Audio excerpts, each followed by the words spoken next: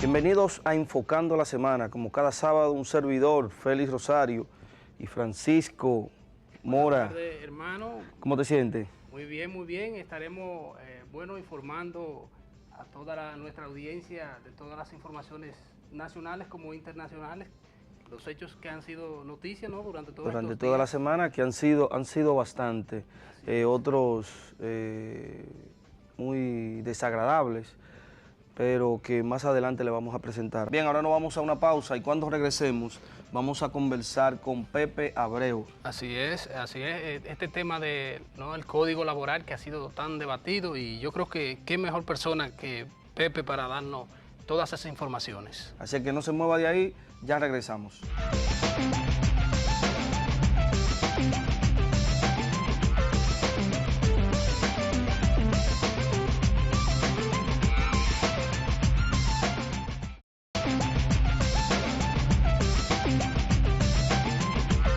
Gracias, amigos televidentes, por continuar con su programa, Enfocando la Semana. Como le habíamos prometido antes de irnos a la pausa, hoy tenemos una interesante entrevista con Pepe Abreu, de la Confederación de Unidad Sindical. Y nuestro amigo Francisco Herrera, pues va a iniciar con la primera pregunta. Adelante. Así es, Pepe, bienvenido a este programa. Pepe, queremos saber todo esto que se ha estado discutiendo. Se entiende que hay comisiones trispartistas, pero vemos que ustedes han estado reclamando porque como que el interés o los puntos de ustedes se querían dejar a un lado. ¿Cuál es la realidad de esto? Bueno, la verdad es que desde que comenzó la comisión hubo algunos incidentales por la forma en que ellos estaban conduciendo la discusión.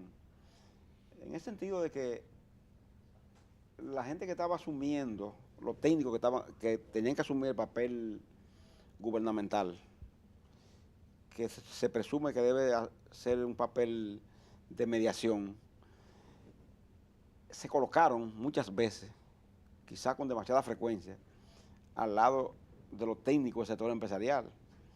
Entonces, cuando tú eres gobierno, tienes que tener cuidado. Aunque tú provengas del sector privado, si asume un cargo público, ya en el cargo público, más en temas de ese tipo, tienes que actuar en función de tu responsabilidad a nivel de Estado. Entonces, nosotros nos quejamos de que cuando se examinó, por ejemplo, el informe borrador que se iba a presentar, notamos que todas las propuestas empresariales, casi sin excepción, eran secundadas entonces por la parte gubernamental que estaba precisamente en la elaboración técnica del informe. Y nosotros precisamente le hicimos saber a Gustavo Montalvo especialmente que esa situación no era prudente, no era saludable, porque daba un indicativo entonces de que el gobierno estaba favoreciendo la contrarreforma planteada por los empresarios. Y hay que decirlo, esta contrarreforma no la planteó el Estado, aunque el Estado hizo la comisión, no la planteó el movimiento sindical, aunque estamos participando. Originalmente quienes la han planteado son los sectores empresariales. Entonces, son los sectores empresariales quienes tienen que impulsar su visión, plantearla, defenderla. No necesariamente tiene el gobierno como tal que asumirla ni solidarizarse con ella. Entonces lo que reclamamos fue que además de esos, ese informe preliminar no contenía los puntos de vista del sector sindical. Y también eso es peligroso, porque imagínate tú, si nosotros hubiésemos permitido eso y ese informe llega al presidente y llega sin la visión sindical, a lo mejor podría el presidente pensar que el movimiento sindical no tenía posiciones, y el movimiento sindical sí tiene posiciones, sí la había planteado. Lo que pasa es que los técnicos la habían pasado por alto y se habían centrado solo en la propuesta del sector empresarial. Pero, Pepe, el Poder Ejecutivo entregó ya un borrador de lo que ellos entienden que debe ser la reforma.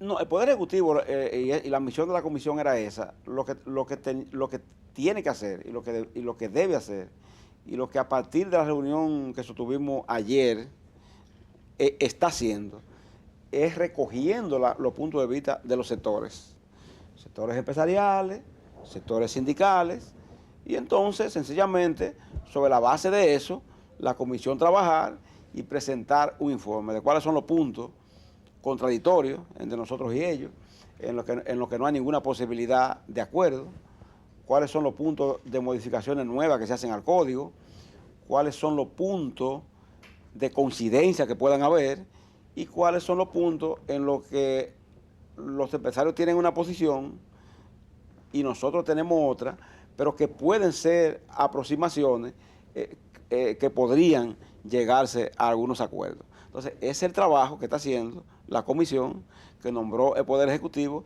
y ese es el informe entonces que el presidente de la República tiene que recibir en los próximos días, tendrá que recibirlo. Ya en el día de hoy ese informe debe estar prácticamente listo porque el compromiso es que el lunes el informe va a ser entregado a las partes ya, a las partes, al conjunto. ¿Entiendes lo que somos nosotros, los empresarios y el propio gobierno como tal? El presidente decía que no podía haber ningún nerviosismo porque él se ha mostrado siempre del lado de los que menos pueden. ¿Qué entiende usted? Y lo dijo esta semana. Bueno, eso fue precisamente motivado, pienso yo, ese pronunciamiento de él, aunque no lo dijo, en precisamente esa queja que yo le había expuesto a ustedes que nosotros hicimos conocer públicamente. Entonces, creo que fue certera la pregunta periodística en el sentido de que había un nerviosismo de parte del sector sindical. Ya entiendo. Porque eso fue público. Entonces, él en respuesta a eso dio una declaración que nosotros consideramos que fue importante porque esa declaración un poquito enderezó el rumbo de la discusión. ¿Y hay más tranquilidad? Claro, porque en un momento determinado tú estabas situándote en un momento en que tú notabas una coordinación entre el sector empresarial técnicamente con el sector gubernamental, y eso es peligroso. Entonces, esto que él declaró entonces, como que enderezó el rumbo, y los técnicos gubernamentales que estaban muy inclinados hacia el sector empresarial, como que despertaron, y de ahí en adelante asumieron una posición muy distinta a la que tenían inicialmente. Pepe, la parte que ustedes dicen que, bueno, o las propuestas que están haciendo los empresarios, que ustedes empleador. Bueno, ellos están haciendo propuestas, por ejemplo, que están hablando sobre los temas de los contratos de trabajo y su vigencia. Ellos están planteando que los trabajadores adquieran derechos no a los 3 meses como es ahora en el código vigente, sino que sea a partir de los 6 meses. Es decir, que si un trabajador, por ejemplo, entra a trabajar en una empresa, los derechos no le regirían cuando tenga 3 meses, sino cuando tenga 6, con lo que también extienden otro tipo de conquistas, por ejemplo, como las vacaciones o como la regalía pascual, ¿entiendes? Porque si una persona le toca, por ejemplo, vacaciones al año, le tocaría al año y 3 meses, porque había que prácticamente trabajar alrededor de 3 meses gratis, ¿verdad? para la empresa. Están planteando propuestas como el tema de los trabajadores que trabajan recontratados, en la que ellos dicen que los trabajadores recontratados solo deben adquirir derechos si son recontratados cada 15 días. La ley establece que es cada 2 meses. ¿Por qué hacen eso? Porque ellos saben que los trabajadores de la construcción básicamente los mueven de una construcción a otra y la movilidad cada 15 días ellos podrían soportarla sin que el trabajador tenga derecho, porque lo contratan a los 16 días, a los 17, a los 20. No hay garantía de derecho. No hay garantía de derecho. Entonces, están planteando que en el caso de los trabajadores temporeros, los derechos se adquieran no a partir de los 4 meses, sino a partir de los 6 meses. Ellos saben que la mayoría de cosechas temporales duran menos de 4 meses o 4 meses, entonces lo están extendiendo a 6. En el tema de los horarios, están planteando el tema de extender la jornada de 44 a 48, por supuesto, sin pago de extra, sino que las 48 horas se trabajen como si fueran un horario normal, horas normales. La ley establece que después de las 44 horas, las horas subsiguientes se pagan un 35% más, pero que si es un día feriado o un día de descanso del trabajador, hay que pagarla 100%. los empresarios están planteando eliminar todo esto de manera que las horas se paguen todas como si fueran normales. Es un asunto que también es insólito y que es inaceptable para el movimiento sindical. Sí. En el tema de la llamada liquidación, como llaman los trabajadores, que es la cesantía laboral, están planteando que el cálculo de antigüedad solo sea por 3 años y que el máximo que se pague sea hasta 34,000 pesos. Eso quiere decir que si un trabajador, por ejemplo, gana 40,000 pesos, gana 50,000, 60,000, trabajadores que son de los mandos medios y altos de las empresas, por ejemplo, No tienen derecho. no tendrá derecho a recibir una liquidación por lo que ganan, sino por un máximo de 34,000 pesos.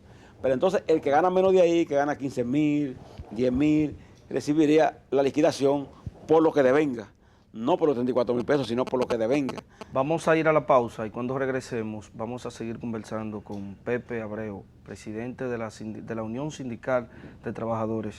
Ya regresamos.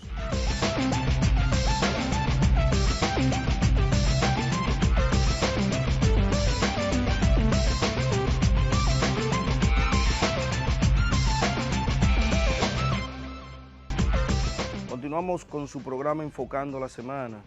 Ahora vamos a seguir conversando con Pepe Abreu. Bien, ciertamente, Pepe, queremos saber la parte de las mujeres embarazadas, que vemos que lo quieren quitar. ¿No sería un abuso de parte de los empresarios? Bueno, ellos hace mucho tiempo que han dicho que las mujeres dominicanas tienen una sobreprotección, según ellos, y que esa sobreprotección le impide contratar mayor cantidad de mujeres. Y para eso ellos están planteando una fórmula. Ellos dicen que, como ahora el código establece que la mujer embarazada no puede ser despedida ni desahuciada hasta 5 meses después del parto, en un caso, y hasta 3 meses después, en otro caso, y que si la desahucian, si la cancelan, hay que pagarle 5 meses adicionales a las prestaciones. Entonces ellos plantean eliminar eso y poner que la mujer pueda negociar con su empresario directamente la renuncia al empleo. Entonces nosotros decimos, pero ¿qué sentido tiene eso? Porque esa visión de ellos presenta el embarazo como una enfermedad, y no es una enfermedad, ¿me entiendes? Es un estado natural y todos llegamos al mundo por la vía de una mujer. Claro está, los empresarios no están pensando aplicarle eso, por ejemplo, a sus mujeres, a la de ellos no, ni a sus hijas, por ejemplo. Es a las otras, a la de los otros, no a la de ellos. Y por eso son capaces de plantear un asunto que es un contrasentido y que, como se sabe, ha concitado también muchos rechazos.